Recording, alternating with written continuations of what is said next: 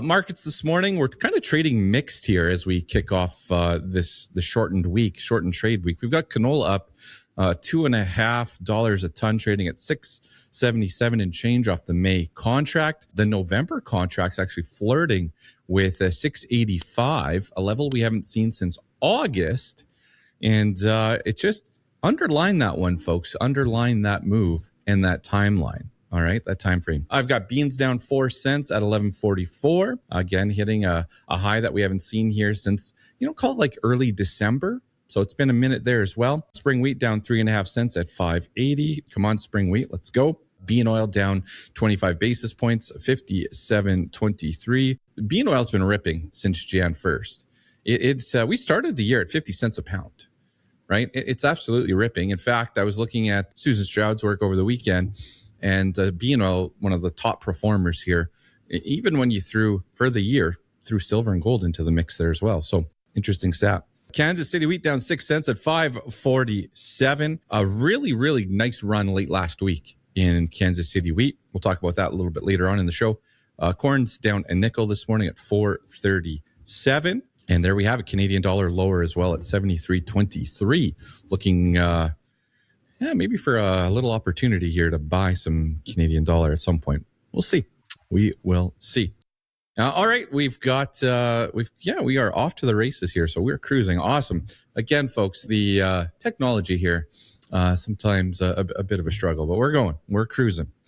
Now, the questions that came in this week, and we'll get to our guest here in just a second, but we got a couple. We have a question came in regards to red lentils. What do you think about the red lentil market and the price of 24 cents for a new crop, which is in fact my budgeted price for red lentils for 2026. So that's a really good one. I think that's a level that we'll have to talk about in more detail throughout the show here.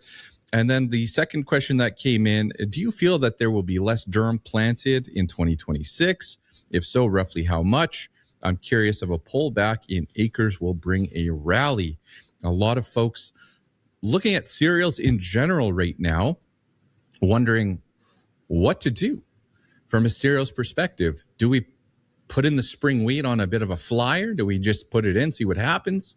Do we go with some of the certainty around the feed barley market, maybe malt to some degree? Do we look at oats? What's going to happen with oat acres? What's going to happen with durum? A good question as well. We'll circle back to that later on in the show. Now, let's talk about some headlines here, and then we'll bring in our guest. A couple, it's kind of like repeat news for this morning. There's nothing that really jumps off the page here. Of course, the U.S. has sent a second aircraft carrier to the Middle East. That's kind of old news, but what I want folks to watch is that storyline. And there are some nuclear talks going on between Iran and the U.S., but what we want to see here is, does heightened or elevated or a rallying crude oil market or energy market, does that lead to maybe some support in the canola market here just a little bit this week, right? Just a little bit. There's lots of stuff going on for canola, but does it help out just a little bit? We also had late last week, Trump's social media machine firing up and helping boost soybeans. U.S. and China were China was looking to buy some vessels for June and July. Again, this is kind of old news, but it did fire up the soybean market a bit. China, so this is probably the most important one this morning. China's anti-dumping probe on Canadian canola is coming up for a decision on March 9th. The rumors around that are favorable, that the decision will be favorable. Of course, we saw our government officials in China. They came back and announced that some type of deal, a reduction on tariffs against canola, that was all happening. But what I want to say to this point is that this is being traded into the market, in my opinion, traded into the market today as it's going to be positive. This is positive. March 9th will be a positive day. It's already trading this into the market. All right. So that's where I stand on that one. So the good news is already happening. And sometimes a weird thing, like maybe March 9th is the actual day where, this news comes out, and it'd be normal for the market to drop at that point. Those weird days where you get good news and then the market drops. Wouldn't surprise me on that one. There was one commodity last week that had an interesting week. This is from Susan Stroud from Noble Ag. Check out her work. But Chicago futures saw not one, but 3 of their top 10 largest volume days on record. This was attributed to spread trading and not a fundamental change in wheat. So that was really interesting. Of course, Russia's had some cold weather concerns. The U.S., the drought maps, the dryness, those storylines are starting to fire up as well. And we're getting into the time frame here, March, where that crop will come out of dormancy and we'll actually see what's going on. So Kansas City wheat down Friday, down today. But when you look at that chart and draw in that some of those technical lines, it still looks like a buy opportunity for those that want to participate. So again, talk to the professionals out there, folks, the folks that are licensed to help you through these strategies. All right. And then my last one here is just the commitment of trader report. Canola moving from, being a short position, negative position to a neutral position. And of course, you want to add that in with massive canola deliveries to the crush plants, massive canola deliveries to the elevator system. And we also are sitting here somewhat neutral from a funds perspective. Are they going to start buying this thing to a larger degree? All right. Or do they go long in this market? So lots going on. So let me see if I can hit the button here to bring in our guest this week, Sarah Cochet with Trigger Grain.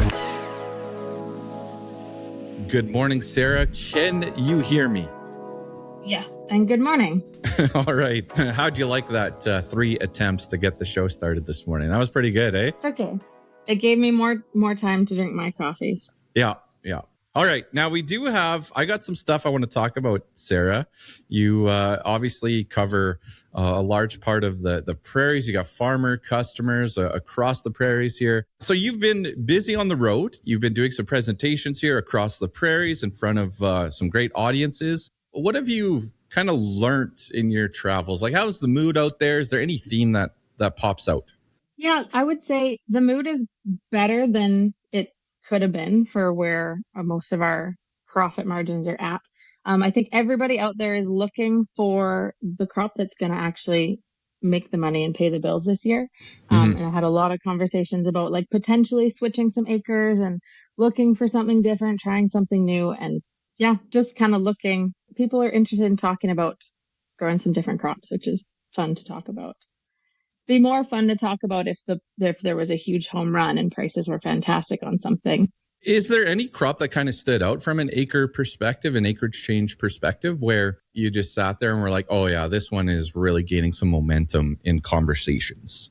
Yes, I would say people that have never spoken about lentils before were wondering if lentils were the one. Yeah. People were asking me questions about coriander and caraway and all the interesting like spice and herb ones, which I do not even pretend to be an expert on, but I haven't found any home runs. That's all I'm saying. All right. Well, sounds good. I want to talk about some stuff amongst the cereals here later on. Well, as we get going here, I want to talk about Kansas City wheat. You've done some dandy strategies. I saw some nice basis levels that you locked in not long ago. What do you think about Kansas City wheat futures right now? Are you still feeling pretty good about how it's going, or are you getting closer to pricing some of that?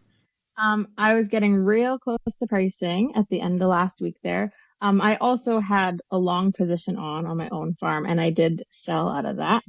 But I also have a basis contract on with a few people, and I haven't priced that yet. I'm hoping for a little bit better. It would have only worked out to about $7.75, $7.70 at the peak, and I was going to start at $7.75. So I have targets in.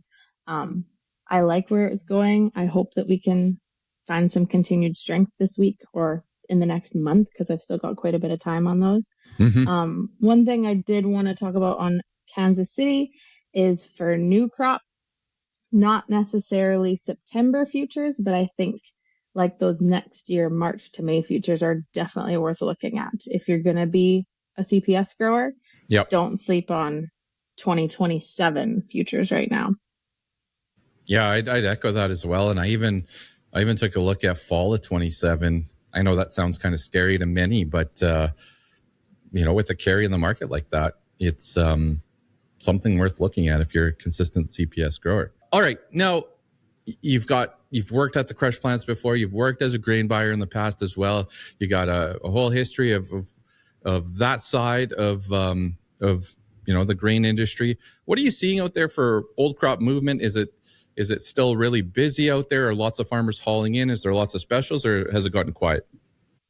Well, it's been an awesome winter, especially the last few weeks with some better weather. Um, there is in my area, there's a ton of peas and barley moving into the elevator system right now. We'd moved a ton of wheat earlier, and it's really cooled down on the wheat specials, and it's really bumped up with the feed barley and the yellow pea move. So Yeah. it's actually been exciting. It's been a great February. Yeah. I do hope that the elevators start to loop back to wheat, because I could really use some better wheat specials, some better wheat basis right now would help. It's feast or famine. You look one day and you're like, oh, nobody's buying. This is terrible. And then the next day you look, oh, there's a special, and it's just crazy how it is out there right now. All right. I want to get to some of the questions that came in. So this canola rally, a really healthy canola rally, November flirting with 685 this morning. Where do you see canola futures going? It's a loaded question, but where do you see canola futures going here for new crop?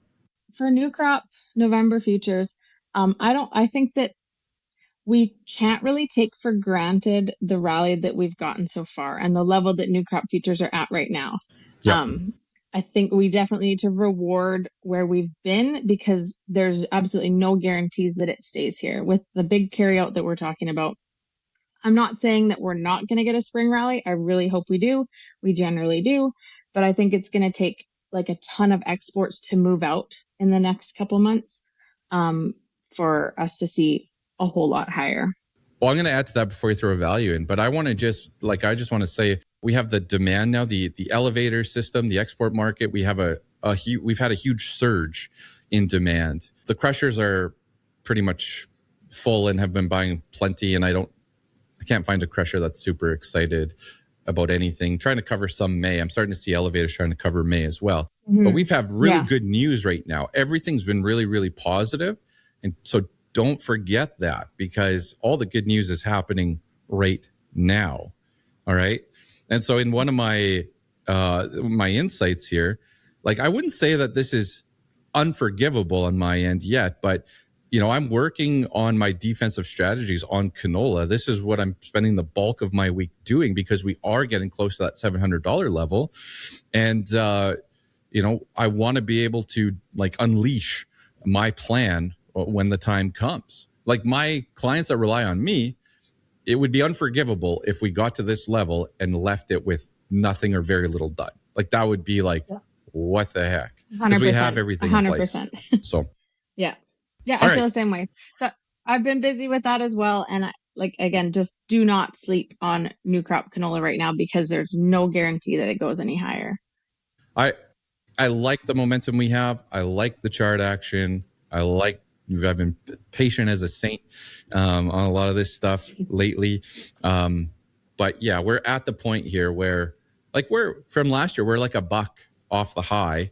Like, this is go time. Like, this is time to execute. Anyways, we're getting tight on the clock already. We will go a few minutes over because of that fumble off the start. What about oats? Wheat King with a great comment about oats being a bit of a stinker out there, and it is. You deal with some oat farms, right? Like, what's going on out there? Yeah. So when I pencil out oats for 2026, they don't come in a whole lot worse. It depends on your yield and your own farm, but oats, wheat, and barley are within just a couple dollars an acre right now. So if you can make oats work for you, and if we can snag some awesome new crop specials, which I haven't been able to find yet, but I think at the level that they're at right now, they can pencil. And if we can snag something a little bit better, I think you'll be just fine on oats. It's ugly. We haven't been exporting a lot. It's freaking boring this year, but I don't think it's going to stay that way forever. So I'm not going to cut oats out. So I think the traditional oat grower at these values just hangs in there and does what they always do. I do think we'll lose a little bit of oat acreage this year, the way it's setting up. But a $3.75 to a $4 oat, I'm not saying I like it, but that will put oats in the ground with the average grower. Like that will keep doing it because that yield potential, that's what they're going to weigh out. When I talk to farms with all three crops, it's the wheat acre that's really struggling with putting that in. The oats, the barley's picked up a little bit, taking away from wheat in not every area, I wouldn't say, at least not for our farm in Dormy, Saskatchewan, but over in Alberta, barley's definitely making a move here, and it's pulling away from wheat, not really the oats, but I do think oat acres are going to decline. I want to circle back now to red lentils here at 24 cents a pound. That's very much like my budgeted price for the year. And I didn't see the 24 cents, actually. I didn't see it yet. So if 24 cents for new crop, I saw 26 cents for old crop. But in that, at 24, 25 cents, like I would start as a red lentil grower, I would start, if it's profitable for your farm, I would start doing a little bit of pricing because I think that number is, again, not stellar, but does keep those acres in play in 2026. Sarah, any thoughts on the lentils? I think I don't know if you have any lentil growers, but yeah. I do. And I haven't found a 24-cent red lentil price. It seems like new crop red lentils have been very quiet for me so far. Yeah. And I'm not going to switch to growing lentils on my farm for that. It's not a home run. It's not a knock it out of the park. But if you're growing them anyways, I agree. I would definitely start there. It's better than where it's been. So. And then on durum here, I've got, how much our acres going to decline this year. Interesting. I went back and forth with the grower, multiple emails, and I said, well, I'm budgeting the same type of price for both crops. And he's like, yeah, that's my point. He's like, I want to put like the spring wheat in instead of the durum because at the same price point, it doesn't make sense. So acres are going to have to come down. And yeah, I agree. Acres are going to have to come down. But to what level durum rallies, unfortunately, it's probably a question of what type of quality do we get again for our durum crop this year. It's probably one that you sit there and say, okay, we're going to plant less, 5%, 10% less, whatever it is. And away we go there. My timer is going off. So I don't know to what degree yet, but I do think that it will take until we figure out what type of crop we have quality-wise before you could see a large rally. All right, a couple other things here on the insights. I just wrote cereal crop rankings for your own farm. Grab your pencil that out. Is it durum? Is it spring wheat? Is it oats? Is it barley? I was chatting with a grower last week and I said, barley is control my destiny. I can control my destiny by locking in some pricing now. And if it's profitable, it makes sense. You can control your destiny. Oats is the safe bet because I don't expect the price to move a bunch one way or the other.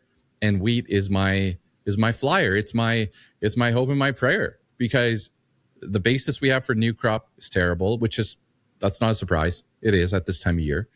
And so can we get bullish basis? Yes. By how much? That's a question mark. And what do you pencil in there? So I like figuring out your cereal acres this week. I like getting defensive on your canola strategies. Two last things here. An email from Cargill late last week on Friday. Today, we will be reaching max capacity with our bin levels. This is Camrose, Alberta. Extra loads will be turned away. Please let us know if you will not be delivering loads. So that is a crush plant at max capacity. That email doesn't come out that often. So that's something to note. And then John DePapp with the trading floor. We had the largest week of canola deliveries ever in February. Canola moving from farm to the elevator system for that demand. But this is all good news stuff. Maybe not the crush plant being full, but good news stuff that supports this market. Don't lose focus on that. All right, Sarah, with Trigger Grain, any last comments here? The 20 minutes, it goes fast. It sure does. I do want to say ADM and Lloyd is experiencing the exact same kind of thing, which is probably why Cargill and Camrose is filling up as well. No, just keep your pencils sharp and figure it out. All right, sounds good. This week's Cup of Coffee was brought to you by DG Mobile Seed Cleaning. Contact Dion at 306-321-5411 for your seed cleaning needs. Again, shout out to a Dormy, Saskatchewan-based business and a couple of young fellas just giving her out there, putting through the bushels. I'm out of coffee, folks. Thank you, Sarah. That's it for this week. Guys, I'll see you Friday on What the Futures.